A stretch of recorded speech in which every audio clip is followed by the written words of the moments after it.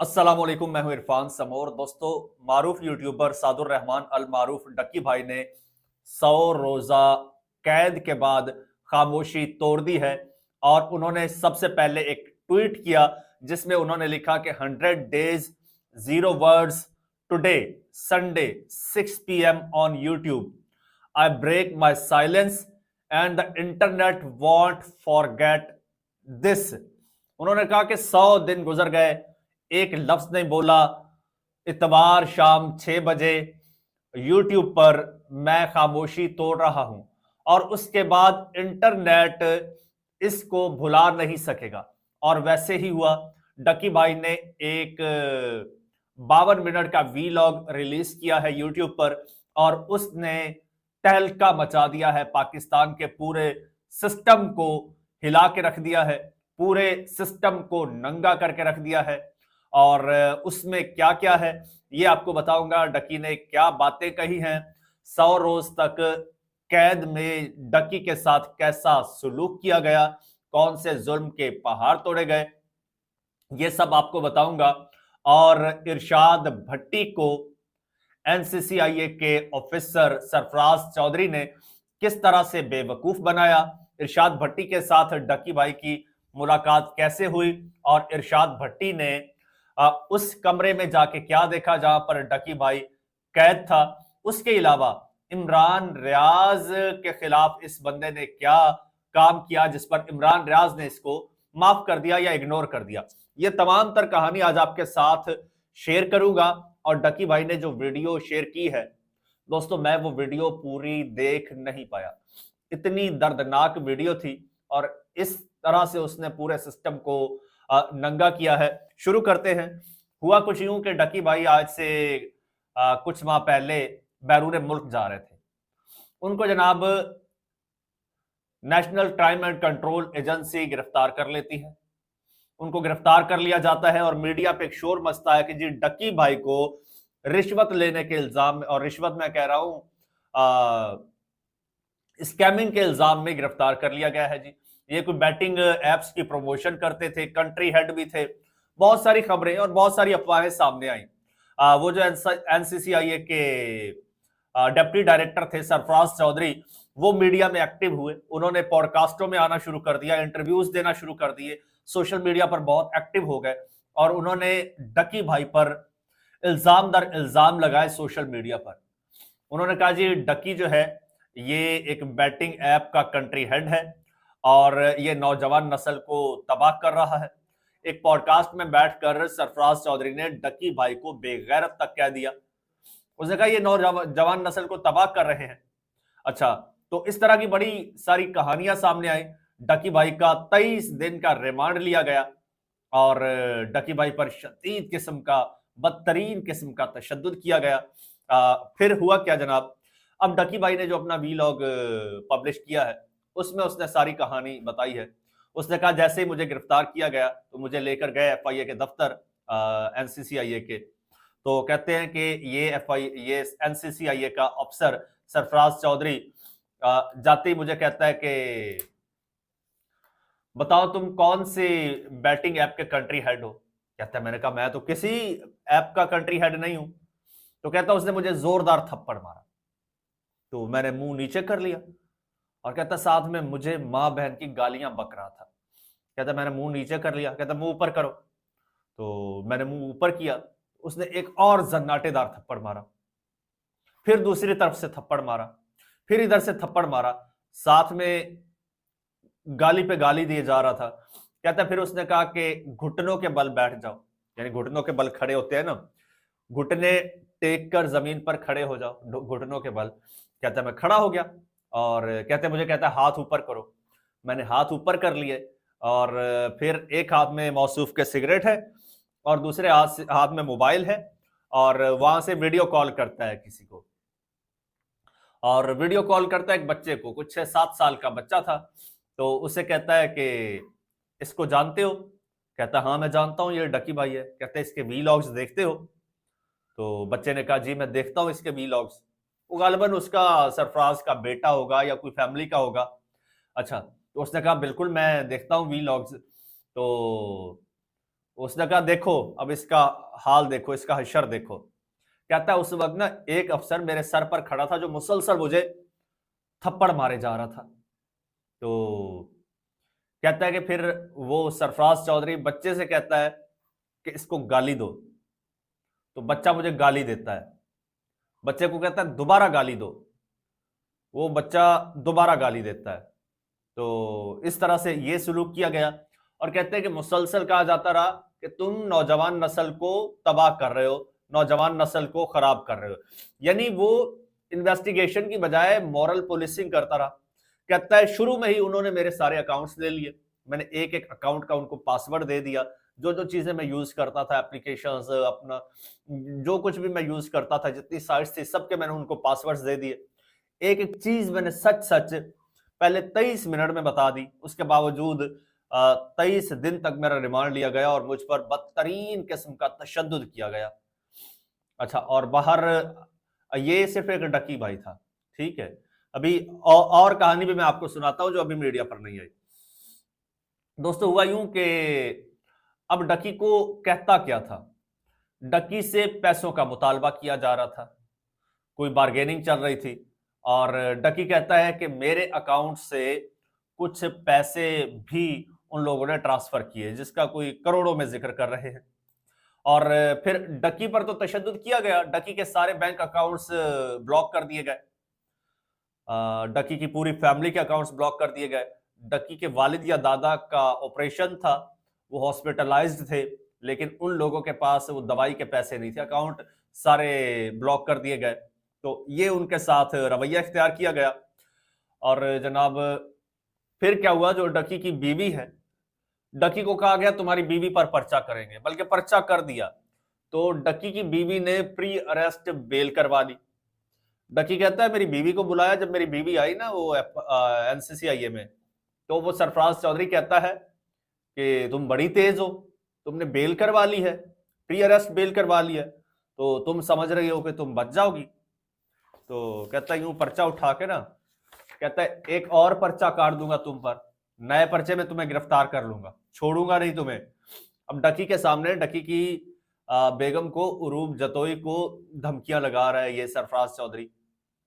अच्छा, सीन ये हुआ जनाब, उसके बाद फिर इन्होंने डकी के जब अकाउंट्स ले लिए, तो डकी का कहना है कि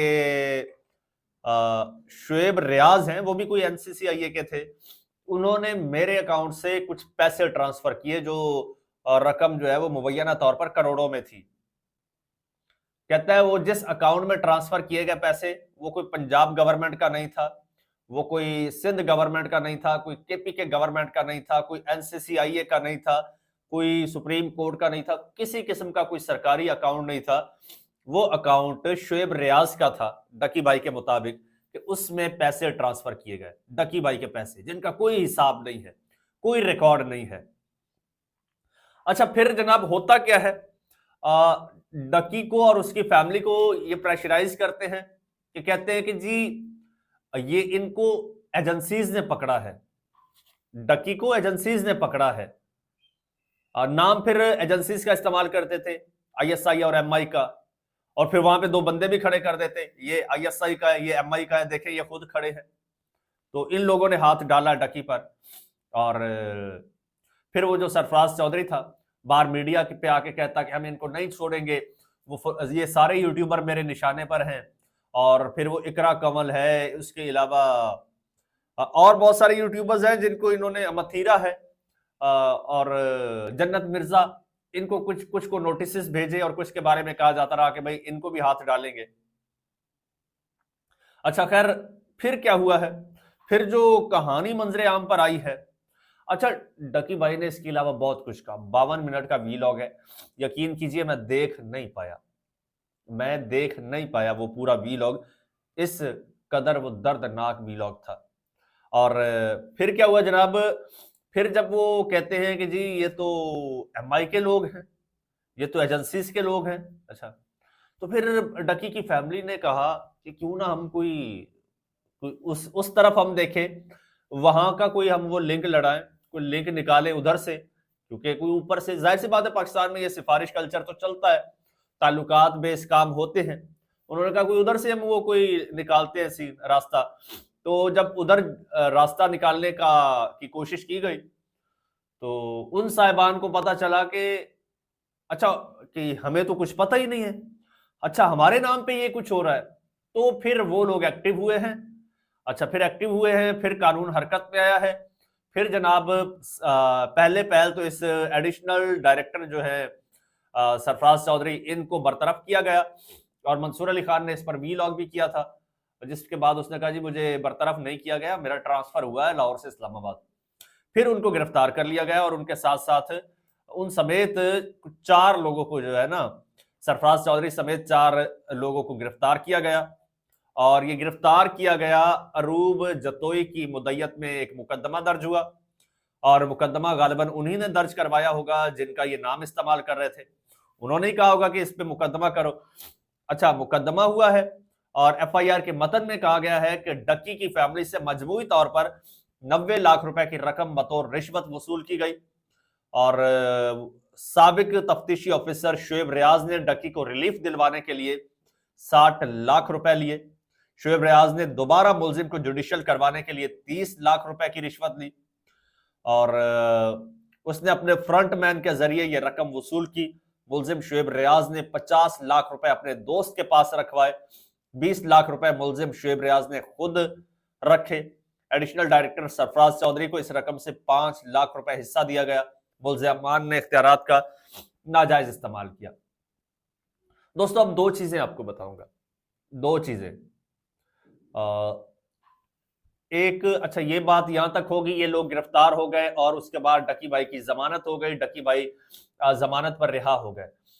लेकिन ऐसे में जब ये इंटरव्यूज देता फिर रहा था ये मौसूफ, तो इरशाद भट्टी को डॉक्टर उमर आदिल ने बताया, उन्होंने कहा कि डक्की को वहां पर तशद्दुद का निशाना बनाया जा रहा है, टॉर्चर किया जा रहा है एनसीसीआईए में। तो फिर जब इरशाद भट्टी कहते हैं कि जब इस मौसूफ ने एक पॉडकास्ट में डक्की को बेगैरत कहा, तो मैंने कहा कि मैं इससे सवाल जरूर पूछूंगा, इसका इंटरव्यू करूंगा। इरशाद भट्टी कहते हैं मैंने उनसे राबता किया, उन्होंने कहा जी आ जाएं, छुट्टी का दिन था, मैं लाहौर में उनका दफ्तर था, गुलबर्ग में मैं चला गया तो जनाब उन्होंने छुट्टी वाले दिन और कोई 10-15 उनके और लोग थे, उनसे भी मिलवाया, ये फलां साहब हैं, ये इंस्पेक्टर हैं, ये सब इंस्पेक्टर, ये फलां फलां फलां, उनसे मिलाया, हमारी बातचीत हुई। उसके बाद सरफराज चौधरी ने सबसे कहा कि आप लोग अपने अपने काम पे चले जाए। वो चले गए। सरफराज चौधरी के साथ मैं बैठा था तो डक्की के बारे में पूछा मैंने ऐसे ही, तो सरफराज चौधरी ने कहा कि डक्की से आप मिलना है आपने, तो मैंने कहा मिला दे। कहते जी, वो कहता है अपने बंदे को और जा डक्की नु लेके आ।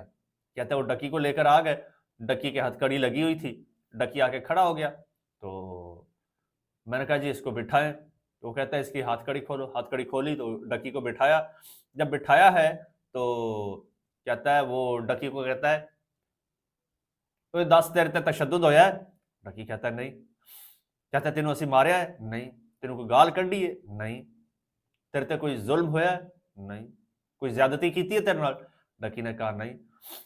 तो इरशाद भट्टी कहते हैं कि मुझे लगा कि वाकई कोई नहीं तशद्दुद हुआ, डॉक्टर उमर आदिल गलत बता रहे होंगे, ठीक, क्योंकि डक्की मेरे सामने इकरार कर रहा है कि भाई कोई जुल्म कोई ज्यादती नहीं हुई। तो तेरे तो कोई पैसे वैसे मांगे? कहता है नहीं। तो जाहिर सी बात है उस वक्त प्रेशर में था, मार मार के वो इतना उसको जदोकोब किया हुआ था, तो डक्की कैसे वो बताता।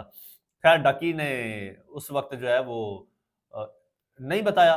कहते फिर मुझे वो कहते एक घर नुमा था जहां पे वो सारा उनका ऑफिस बना हुआ। कहता फिर मुझे ले गए अंदर, जो बैरिक्स वगैरह बनाई हुई थी, विजिट करवाया और जहां पर डक्की को रखा हुआ था एक कमरा था। कहता वो इंतहाई गंदा था, गलीज था। मैंने पूछा यार ये क्या हाल है? तो वो कहते यार हमें कोई पैसा नहीं मिलता, ऊपर से कोई फंड नहीं मिलता, हमारे पास गाड़ियों में पेट्रोल डालने के पैसे नहीं है, तो बस ये ऐसे ही चल रहा है सिस्टम। अच्छा, इरशाद भट्टी ने फिर इंटरव्यू किया और घर आ गया, अल्लाह खैर सल्लाह। इरशाद भट्टी मुतमईन हो गया कि शायद ऐसा ही होगा, डक्की भाई खुद बता रहा है। अच्छा, अब जनाब डक्की भाई रिहा हो गए हैं और उन्होंने सारी कहानी सुना दी है। अब एक और कहानी सामने आई है, मुबैना तौर पर इतलात है कि ये मौसूफ जो थे, जितने भी ऑनलाइन लोग काम करते थे, चाहे कॉल सेंटर्स थे, चाहे इस तरह के इन्फ्लुएंसर्स वगैरह थे, उनसे ये बाकायदा भत्ता वसूल करते थे। ये इंकशाफात भी हुए हैं। ये या जितने स्कैमर थे उनसे बाकायदा ये हिस्सा लेते थे, मौसूफ। और अब डकी के बाद ये कुछ और लोगों को भी निशाना बनाना चाहते थे। अब डकी भाई तो 100 रोज के तशद्दुद के बाद, कैद के बाद बोल पड़ा। उसने तो सारा ये बेनकाब कर दिया है। लेकिन असल बात यह है कि ऐसे कितने ही डकी होंगे जो नहीं बोले, जो खामोश रहे। पता नहीं किसके साथ इसने क्या कुछ किया होगा। तो ये दोस्तों, ये एक एनसीसीआईए नहीं है। पाकिस्तान के बहुत सारे ऐसे इदारे हैं जो इसी तरह से मिडिल क्लास की तजलील करते हैं। इस मुल्क में पैसा कमाना, खुशहाल होना, खुशहाल जिंदगी गुजारना भी जुर्म है। अब कुछ बेशर्म लोग हैं, वो कह रहे हैं कि जी डकी बड़ा ना, वो अपने लाइफस्टाइल को सोशल मीडिया पर वो जो है वो शेयर करता था, मेरी गाड़ियां, मेरा घर, ये कोई जुर्म है? उसने कोई डाका मारा है? उसकी अपनी हक हलाल की मेहनत की कमाई का है ना। अब ये लोग कह रहे हैं कि भाई वो सारा दिखाता था। वो दिखाता था तो कोई भी आप दरिंदा बन जाए और कोई भी बदमाश बन जाए। ये आपके मुहाफिज इदारे हैं या ये गैंगस्टर्स हैं? ये एनसीसीआई है, आईए था, ये अफसर था, ये मुलाजिम था, या फिर ये कोई भत्ता माफिया था, ये कोई गैंगस्टर था? ये तो कच्चे के डाकुओं से बड़ा डाकू निकला। अब ये इस वक्त तो कैद में है, देखते हैं इसके साथ सिस्टम क्या सलूक करता है। डकी भाई के इंकशाफात के बाद मजीद उसके खिलाफ कोई इन्वेस्टिगेशन होती है या फिर ले दे के मामला हल हो जाता है। इजाजत दीजिए, अल्लाह हाफिज।